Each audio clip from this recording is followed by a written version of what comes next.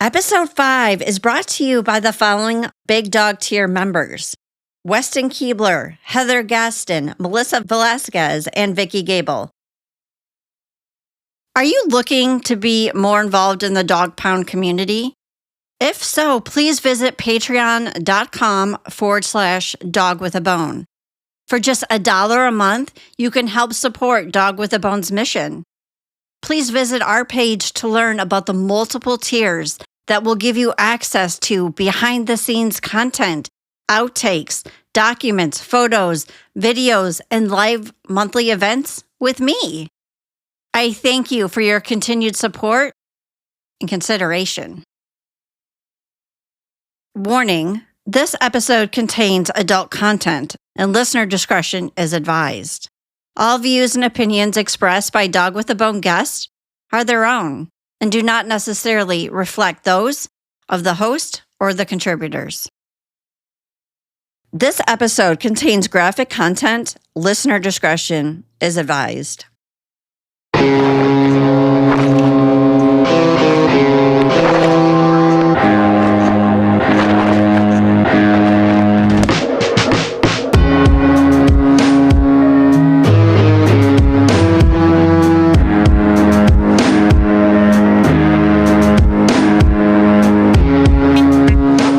Everyone, and welcome back to Dog with a Bone. If you have not already, please join our Dog with a Bone discussion Facebook page where you can meet other listeners and discuss the episodes as we move through the season.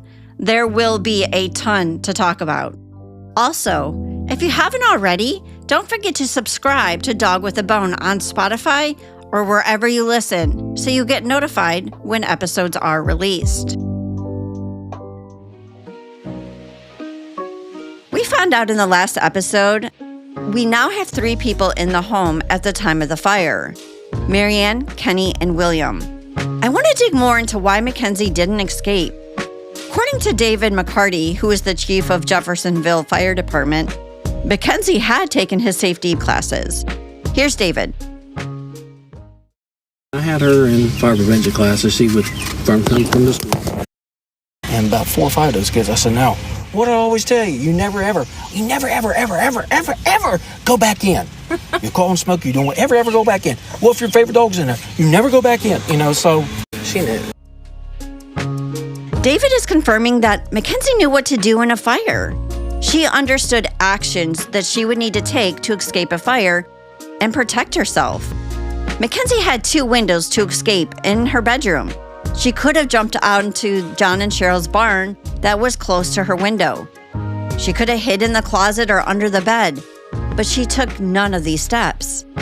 We need to uncover why someone decided to set a fire with Mackenzie in the home. To get to this answer, we need to know if Mackenzie was dead prior to the fire, and this was a cover-up for another crime. I had a lot of anxiety when it was time to find out the answer to this question. But this is the next layer to dig out to determine the reason behind the fire. Before we can discuss the manner of death, we have to go back again to the beginning to understand how things unfolded once Mackenzie was brought out of the house. When I talked to Scott, the driver for EMS, he said they drove Mackenzie to the hospital located in Washington Courthouse. The medical examiner, Dr. Gay, was waiting for them to arrive. Vernon Stanforth, who is the sheriff of Fayette County, followed behind EMS to the hospital. Is it unusual for a sheriff to leave a potential crime scene and follow a victim to the hospital who was already deceased? I found this odd, and it left me wondering why. When Mackenzie was sent to the hospital, she was sent as an accidental death. Of course, this assumption altered the course of the investigation. We know that every death should be treated as a homicide until proven otherwise.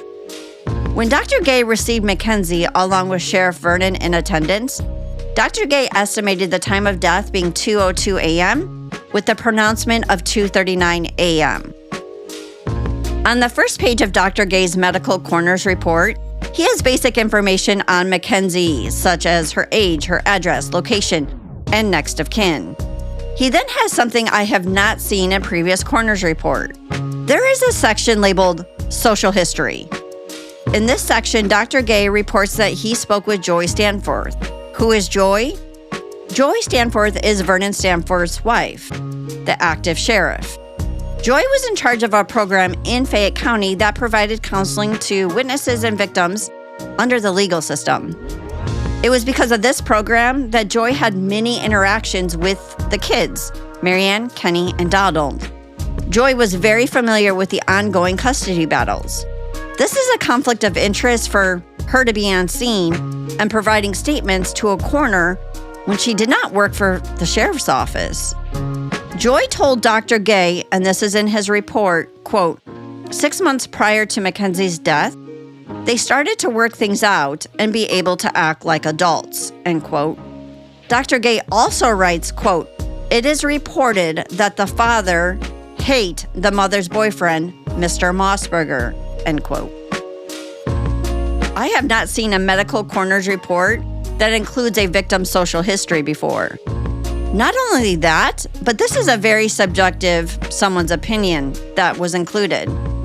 Because I had a lot of questions about this, I reached out to a coroner and asked if social history is common to include in a coroner's report. His response, quote, never. That info is investigative information unless something like a suicide where mental state might be relevant to diagnosis, end quote. I went a step further and even researched what is supposed to be included in a coroner's report. According to LegalClarity.com, a coroner's primary purpose is to establish a factual basis for understanding how and why a death occurred. Nowhere have I found that says social history or quotes from civilians at a crime scene are to be included. Why did Dr. Gay feel the need to add this to his report? Joy goes further on to tell Dr. Gay, and again, this is in his report, that after Joy's discussion with Marianne, so Joy's having a conversation with the victim's mother on scene, Marianne told Joy, quote, they heard Mackenzie yelling back to them when they were yelling for her, end quote. This is the same thing Kenny told Cheryl the next day that Mackenzie was yelling for help. Remember, in the third episode, Marianne said that there were no last words. She didn't talk to Mackenzie. So how is it now at the scene Marianne is saying that Mackenzie was up and yelling back at them? Is Marianne suggesting that Mackenzie was up yelling for help and then just turned around and laid back down on her bed and didn't try to escape? Marianne says that she has never changed her story, but she has, numerous times. Let's now get into Dr. Gay's report. Unfortunately, Dr. Gay is deceased, so my husband Jason will read the report for us. Examination. Body. Examination began at 3:15 a.m. Mackenzie had on a white t-shirt with thin straps at the shoulder, tank top, teal-colored underwear, and white or light blue sock. Mackenzie has on what appears to be a size too big underwear. She never slept with her socks on, according to Donald. More importantly, Mackenzie did not wear this type of clothing to bed. She wore what normal 8-year-old girls wear, is nightgowns past the knee. The clothing looks like what a young adult might wear to bed on a summer night. This is also different clothing than what Jamie, again, who is Marianne's brother, recalled seeing Mackenzie in when she went upstairs to bed. Jamie reports that Mackenzie was wearing her blue nightgown. When I asked Donald about the different clothing Mackenzie had on, here's what he had to say. She didn't go to bed with just underwear. The way they found her, that is not how my daughter, I told everybody that. As soon as I saw those autopsy pictures, man, I'm not lying to you, Melissa. I looked dead at my ex-wife and I said, and I was in tears, I said, that ain't how my kid sleeps. My kid don't go to bed that way. Another concern I have is if the house was so cold that Marianne had to have kerosene heaters going, why would Mackenzie be sleeping in a small white tank top, underwear, and socks? Mackenzie's clothes were changed in less than 2 hours from when she went to bed. Skin. Face had black soot around nose, mouth, and under the nares. The majority of the right side of the face of the skin was removed, and the underlying cherry red to pink color. The pink discoloration is also on her chest and abdomen wall. The skin underneath was cool to touch. The clothing is wet. Let's stop here for a second. How did her clothing get wet? I had asked Ben, Aaron, and Scott in the second episode if Mackenzie's clothing were wet. They all said no. That's a great question. I do not remember her being wet. This is critical because her clothing somehow got wet after she was pulled out of that house. I asked Vernon how this happened when I spoke with him. He thought maybe it was the fireman who sprayed water when trying to put out the fire. We now know that this wasn't the case. Vernon was on scene. He followed her to the emergency room, was in the examination room. How come he does not know how and where her clothing got wet? He is the chain of custody of her body. Eyes did not show any petechiae. The nares and mouth were exuding a greenish to clear mucus discharge. This means that they were looking for signs of strangulation. Abdomen. Abdomen showed no abnormality. The pelvis is the same. The genitalia were appropriate for her age, without any signs of trauma. Final remarks. Due to the estranged social situation of the mother and father, it would be best for Mackenzie to have an autopsy done. Ruling, likely carbon monoxide poisoning secondary to house fire. Manner of death, pending autopsy, likely accident. After the examination, Dr. Gay sent Mackenzie to Montgomery County Coroner's office using Morrow Funeral Home for transport. It's at this point after the examination that Dr. Gay went to the crime scene. According to his own report, he arrived at 4:30 a.m. The state fire marshal advised Dr. Gay that it was too dangerous to enter the structure.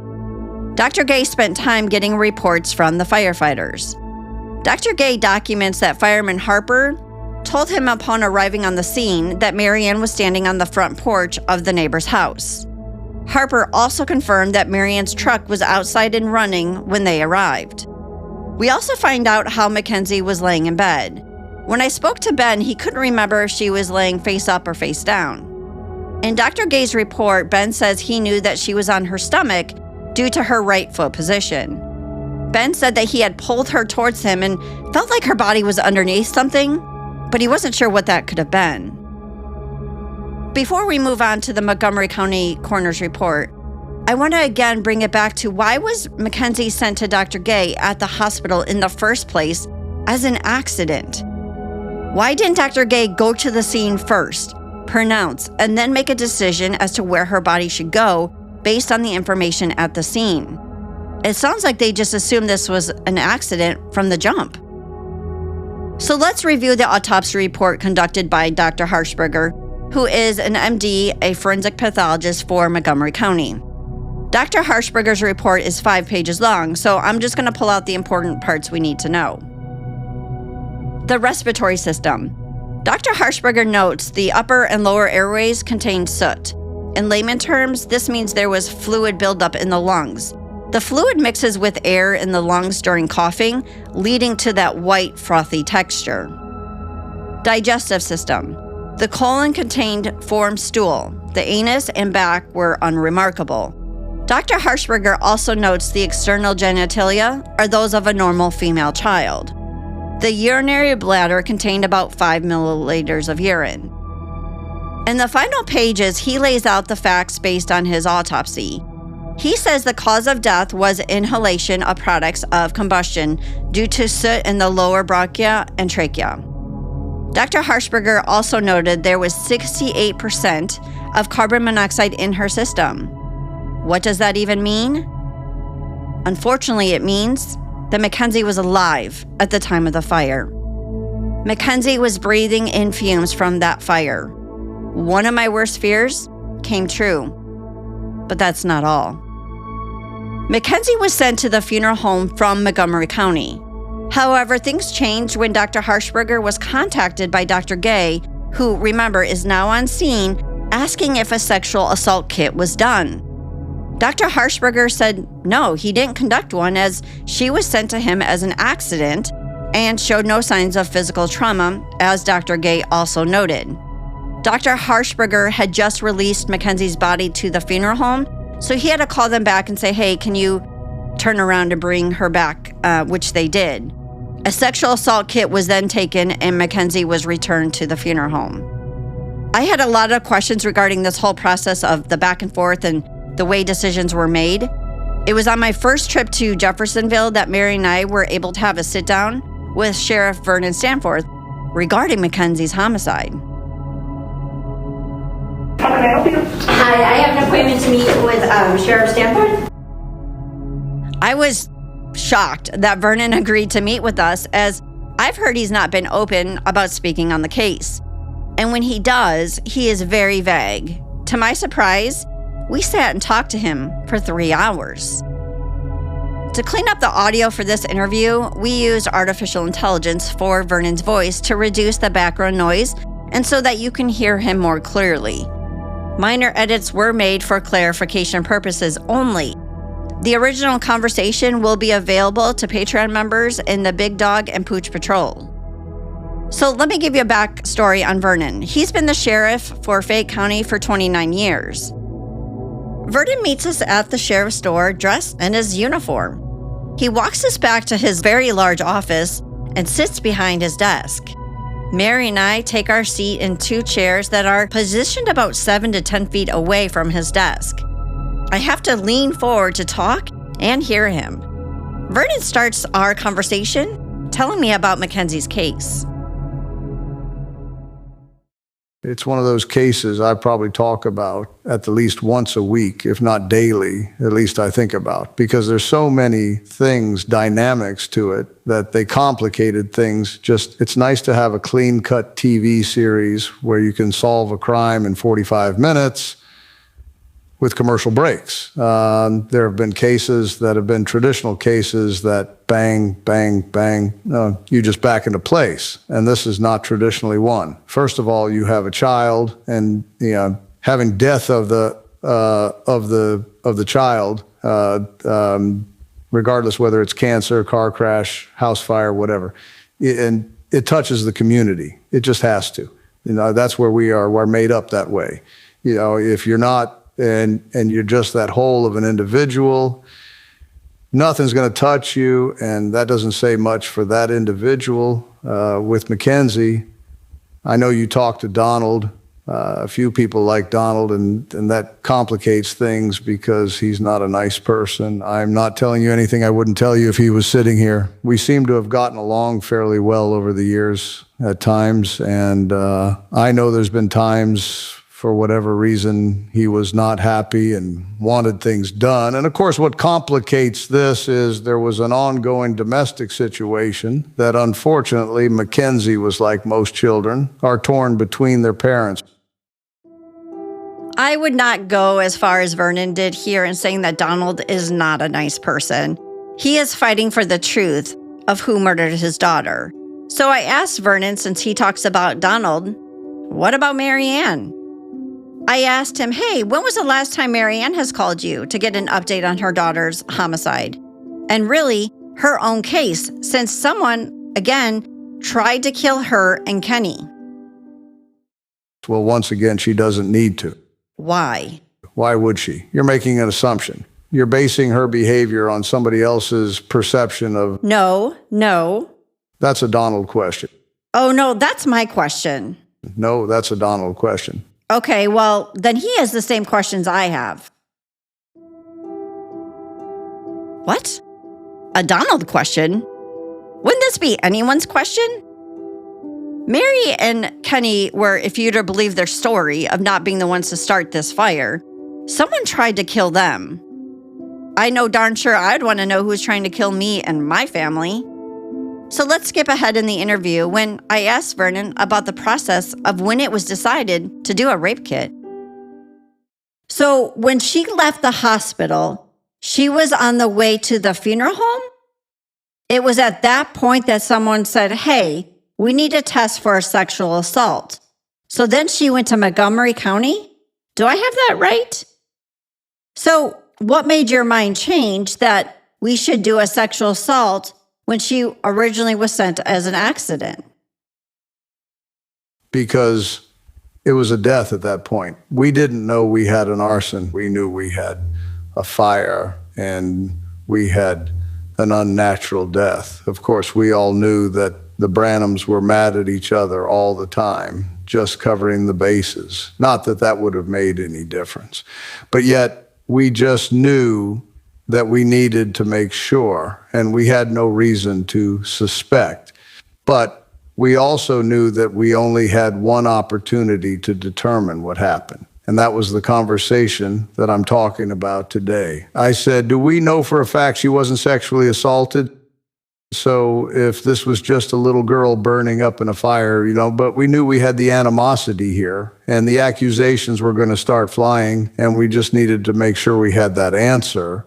So that was a conversation between Dr. Gay and I. We need to make sure that everything's done. And he said, well, of course, he was oblivious to any or all of the other issues with the family. We know now that this is not accurate.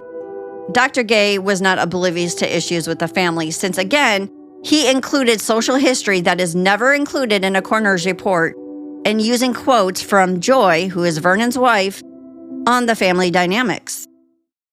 But I said, basically, we need to make sure that she has not been sexually assaulted. And this was something to cover up the sexual assault because we have a dead 8-year-old girl. And it's just under those circumstances, those are just questions you need to have answered.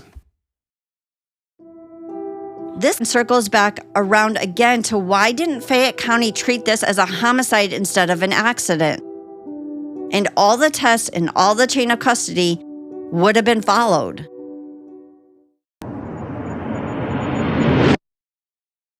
Season 1 is now available to binge. Here's the trailer.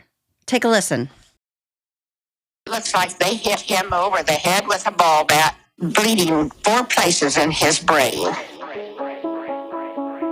On December 10th, 1993, in Marysville, Ohio, 32-year-old John Burnside finished his work week at the local Honda plant. John grew up in Marysville and was well-known and well-liked in the community. Majority of the people who knew John called him Bernie. He was great with everybody.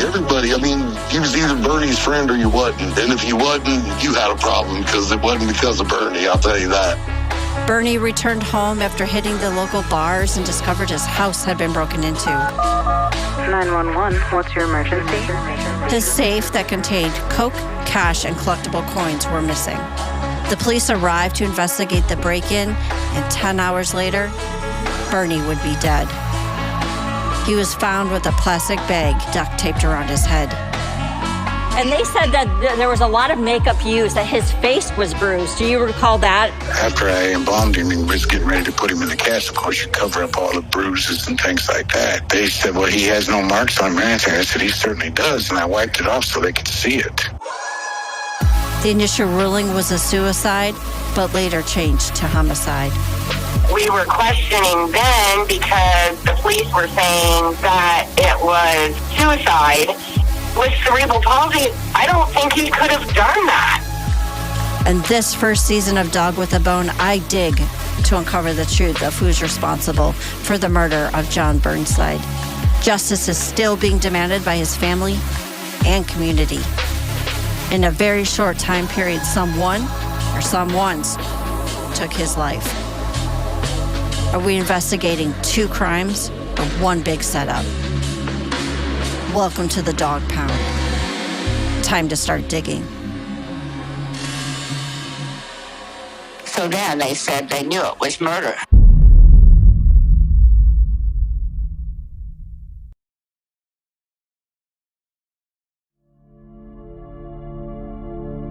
And this is the part I've struggled with from the start of the podcast is when to share this, how to share this. But we're here now. Remember when Mary Ann said this? Why would you tell people that she was molested? Why would you tell people that she was drugged and dead before the fire and it was a cover-up? You know the facts? That child was never molested, never drugged. When Montgomery County did the sexual assault rape kit, semen was found in 3 orifices: oral, anal, and vagina. I want to point out that the findings in the autopsy said that Mackenzie died with urine and stool in her body. This just tells me that she didn't use the bathroom or have anything to drink after the sexual assault to wash away the DNA. That rape had to happen just before the fire. The other thing to know about the sexual assault test is that the results were not known for 6 years. Yeah, 6 years. I know. I asked Vernon what happened that delayed this critical piece of information. We got the results back inadvertently. How'd that happen? We've done numerous death investigations with him. So when he says we need to talk, Mackenzie was not what I figured we need to talk about. It was his voice. This was about Mackenzie. They now are claiming that she was sexually assaulted. Now they're saying the rape kit shows semen. Where has it been for the last 6 years? He said, they put it in the wrong file. I said, what do you mean they put it in the wrong file? How do you put that in the wrong file? And I said, there has to be an explanation. And the explanation that was given when they were pressured, when they were confronted with this, what was that when they brought Mackenzie in, initially she was brought in as a Fayette County death. And so they did Mackenzie's autopsy for Fayette County. They did all the reports. Mackenzie as a Fayette County death, an ID record case. We had the conversation, take her back, and when she comes back into the Montgomery County facility, she's coming in as a Montgomery County case, not a Fayette County case. But the people that did the swabs and the sexual assault kit, they're thinking this was ordered by their pathologist, not Dr. Gay. Dr. Gay ordered the original thing and said to the folks at Montgomery County, I'm asking you to do the autopsy of this person for me. And so whatever that happens, when they got her back the second time, they brought her in and his people asked, who is this? And the pathologist says, that's my case and I need a rape kit performed.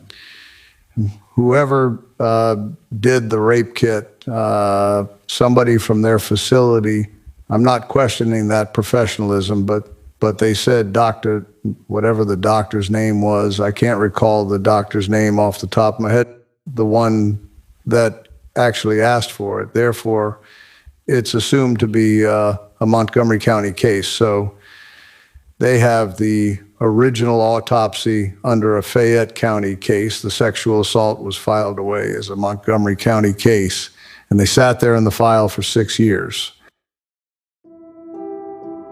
This really helps us understand what happened and the why behind the 6-year gap. But I still question, why did no one from Fayette County follow up in 6 years to ask about the results? Dr. Gay himself called and asked Montgomery County to do the kit.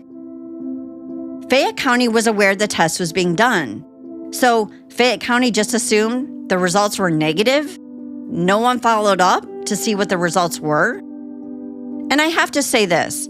When I spoke with Dr. Harshberger about this huge error, he immediately took ownership, which I respect a lot. He admitted this is what happened, and since it was his department, he would take ownership. I found him to be very sincere, and he understood the role his office had in the mix-up. He didn't blame anyone else, he just said, I own this part. The thing with mistakes is no matter how long ago or what the situation was, if you can admit you or someone messed up, things did not go as planned, you gain way more respect from people than continuing to lie and cover it up. There is always time to do the right thing. You can move forward. It's time for everyone involved in Mackenzie's case to follow Dr. Harshberger's lead. When I asked Vernon about the semen in 3 places on an 8-year-old and if lie detectors were given to Marianne, Kenny, Jamie, and William, since we know all 4 of these individuals were in the home that night prior to the fire being started, here's what he had to say. I don't know if I can answer that specifically without looking. I know they did a lie detector about the fire, but my question is the sexual assault. We know that happened. No, we don't. Well, don't you have semen? We have semen. So she was sexually assaulted. We don't know that. Why would an 8-year-old consent to sex? Again, we don't know that. If you could have seen Mary and my face when he made this comment, what 8-year-old gives consent for sex? But let's say in some crazy world she did. That's still a crime. Because we didn't know she was sexually assaulted for years after the death. So you didn't do a sexual assault kit that night at the hospital? We never do a sexual assault kit. The medical examiner didn't? The coroner did. When he did the autopsy, there was a lot of heat and smoke damage. And the question was asked, was she sexually assaulted? Well, no, they would have said so. I said, did they do a sexual assault kit? Then I called them to find out. But whenever they did, they found out that it was poor quality. And the elements in that, that's what we've been struggling with for years, are the markers. I think the way it was explained to me from recollection, they typically have to have 11 markers to get an identification, and hers only had 4. So they knew it was a male. But the way that they hit me is, that's only 4 markers. That could be 1 million men. It could be 5 million. Each marker, you're eliminating another group of people through DNA, but they knew that it was male. Since getting the DNA confirmed in 2012, they have not conducted investigative work regarding the semen found on Mackenzie. Why? This is a huge lead that should have been followed up on immediately. Hard questions need to be asked. Lie detectors given to those in that home hours before the fire started need to happen. This could be, and most likely, why that fire was started. But why has this not happened? This would seem to be the most logical avenue to take. You know what would have been helpful, though, to have in addition to lie detectors is some clothing that we could get more DNA from. You know, Mackenzie's underwear, tank top, and socks. Unfortunately, that clothing, as we know, became wet, which nobody knows how, and the DNA that was there was degraded to the clothing becoming wet, which makes it harder to pull markers. The clothing was ultimately destroyed because it was stored incorrectly as well. The clothing had become moldy. I was curious why her body did not show any signs of trauma of sexual assault when Dr. Gay and Dr. Harshberger completed their examination, if there was semen present, and would this be a concern for law enforcement or prosecutors as it seems to be for Vernon? I reached out to Paul Holes to ask him about this and to see if he's ever seen this before in the cases he has worked. If you don't know Paul Holes, he is best known for his work in catching the Golden State Killer. Paul told me that he isn't concerned about not having trauma to the body. He has seen it before and it doesn't bother him at all. I also spoke with Kelly Siegler from the Cold Justice Show at this year's CrimeCon in Denver. As a prosecutor, I wanted to get Kelly's thoughts. Kelly's response? Not all that uncommon. As a prosecutor, she has gotten several convictions, and she isn't bothered by this and not worried about not having any physical trauma. Kelly echoed the same thing Paul did. No 8-year-old gives consent. The semen in 3 areas was the trauma. This just tells me, honestly, that the perpetrator knew what they were doing to not get caught. Semen in an 8-year-old is trauma in and of itself, to me. I circled back with Vernon again about why Mackenzie was brought to the hospital. Because for me, this is where it all started. Dr. Gay came to the scene when they knew we had a fatality. So he was there when Mackenzie was removed? He would not have been there. They brought her out of the house, and we had already contacted him, but they had a fatal house fire to deal with. He was on his way when they brought her out. They carried her out and put her in the back of the ambulance. And Dr. Gay, when he arrived, we had a conversation. This is what we know at this point. I think he talked to Mary Ann, a cursory conversation, and then he did go inside the van, the squad. And that's when he decided, let's just take her to the hospital so I can examine her better there. Did he pronounce her there at the scene? Oh, yeah. So that's the time of death that was in the back of the ambulance? When he got there, or when they removed her from the house, whatever he determined. I don't know what he jotted down as the time of death, but he was there, and his first contact with Mackenzie would have been on the scene. Dr. Gay said, I'm not going to do the examination here. I could go to the hospital at the hospital lighting and so forth. And it was also, you have a dead little 8-year-old girl, and the aesthetics of doing that kind of examination in the back of a life squad with everybody around. Dr. Gay said, let's just take her down to the hospital. And then we all met at the hospital. She was there for just a short period of time. And then he did his paperwork. Instead of doing it out on the scene, he was doing his paperwork there. He did a preliminary visual inspection of the body at the hospital, a cursory examination. He didn't do an autopsy, but he visually viewed the body. He took the clothing items off of her to some degree, didn't remove everything, but he shuffled things around, and he saw no signs of sexual assault. No lights and bells went off. I was in the room, and I had my detective in there, and it was obvious that the damage to her body was soot and heat. Hold on a minute. If Dr. Gay did not take off her clothing, but shuffled them around, again, how did they get wet and removed and put into a bag when she went to Montgomery County? Vernon claims Dr. Gay was on scene to pronounce, but this is not what anyone else at the scene has said. EMS specifically told me that they called him and he said to bring her to the hospital. Dr. Gay's own report says he went to the scene at 4:30 a.m. and pronounced her at 2:30 a.m. If he was on scene, the time of death would have been closer to the 2 a.m. mark. Let's get back to the sexual assault, confirming the swabs being positive for DNA. There was nothing to indicate sexual assault, nothing.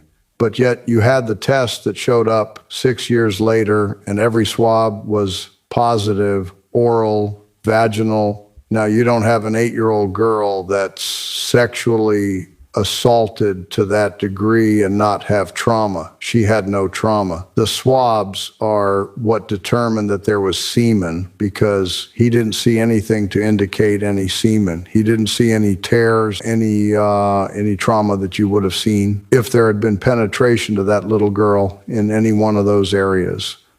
It would have been catastrophic trauma to that. So the question would be, where did the semen come from? The results may have been in that, but where was this stuff at? And I've always had that question. So that's why I say, did we really have a sexual assault? Now, Donald was convinced we did, because he wants it to be a sexual assault, because that perpetuates his story of the hatred he has for Mary Ann and the boyfriend, Kenny. He thinks Kenny sexually assaulted her, and he started the fire to cover up the rape. That's very plausible, except it's not his DNA. But even though you got the 4 markers, you were able to rule out Kenny? Yes. The Potters were also ruled out scientifically. With that semen? Yes. So you can get it with 4 markers. They know enough that it's not them. They don't know who it is, but they know it's not them. The S4 markers were not present. I'm just surmising that. I don't know the science behind it, but if we have these 4 markers and you have 11 here and none of these 4 match these 11.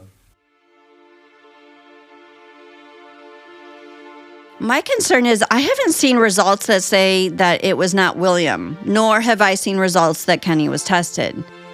But again, we know that she was sexually assaulted because Montgomery County found a Y chromosome. And when BCI exhumed her, and we'll talk more about that later, they found DNA as well that provided the markers. Semen does not appear on an 8-year-old. William refused to give his DNA and required the state of Kentucky to get an order for him to do it. Donald was tested even though he wasn't in the home that night and needed no court order. He was cleared. So whose DNA does this belong to? Marianne claims that she knew that child was never molested. Did someone rape Mackenzie while her and Kenny were at the bar? Kenny, Marianne, and William have not been given lie detectors regarding the sexual assault and the DNA found on Mackenzie's body, only for the fire. Is it possible that Mackenzie was given something to knock her out? We now know that Mackenzie was alive at the time of the fire with 68% of carbon monoxide in her system, which means the next layer that we need to dig out is to learn more about the fire, how it started, how long Mackenzie could have been alive before she died, and was she given something to prevent her from escaping?